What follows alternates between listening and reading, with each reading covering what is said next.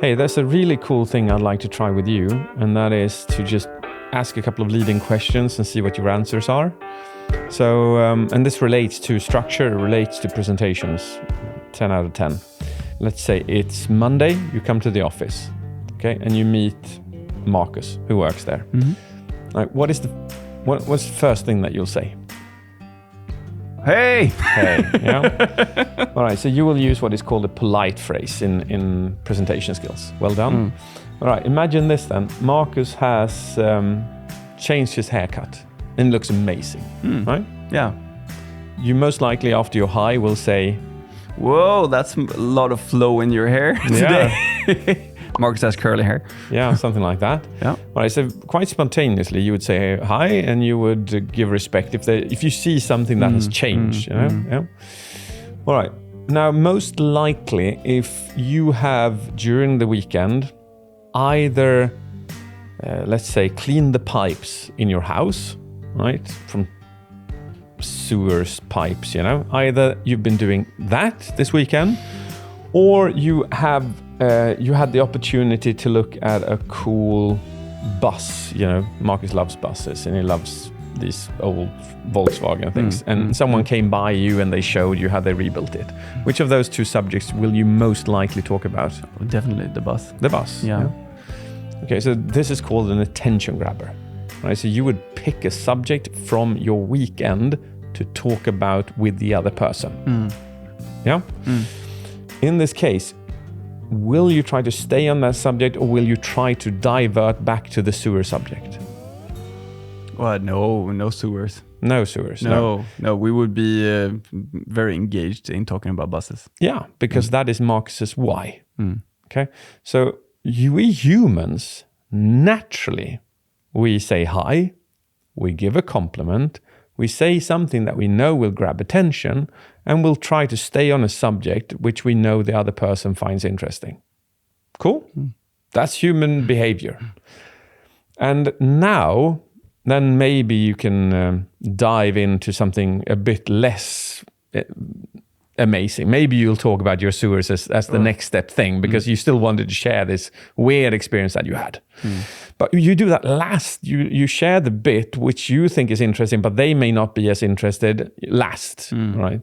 And that is, in a presentation structure, that's when you build your ethos. So when you start a presentation, use a polite phrase, say hi. Pay respect if you can. Use an attention grab because it's interesting to them. Then you launch into the why, which means stay on the subject, see if they're interested in it, ask questions around it, what's their experience, whatever. That's the why, and then introduce yourself. This is kind of this is what a presentation structure should look like, because it is human natural behavior. Now imagine this, Lucas, that you don't use this natural human behavior. So the next time you see Marcus, you don't say hi, you don't give him a compliment, you don't talk about something that's interesting. You just launch into this one problem that you have that doesn't interest him, but you want to figure it out. How many friends do you think a person like that would have in life? If that was the single thing in every conversation? Yeah, that's not really building connection. I mean, with Marcus, obviously, we spend time every day, so I could do that on occasion. Yeah. And that it would fly by, no problems there. But every time, from the beginning, wouldn't be very And with everyone, wouldn't work. No, it wouldn't be. And that's how people build presentations. They go in on stage and they launch into the subject, which to them is interesting or important because it's their job. But they don't explain why. They don't introduce an attention grabber. They don't pay respect, it's just not natural human behavior. And if people are challenged by this, please try it out for a week. Go around just talking about your problems with people, and don't say hi, don't pay respect, don't focus on anything they're interested in, and don't ask them questions. Just on your problems, and you'll see that you'll lose friends very quickly. And the same thing comes to a presentation. So next time you stand up on stage, treat it as an everyday conversation, Yeah, because you wouldn't go into a conversation.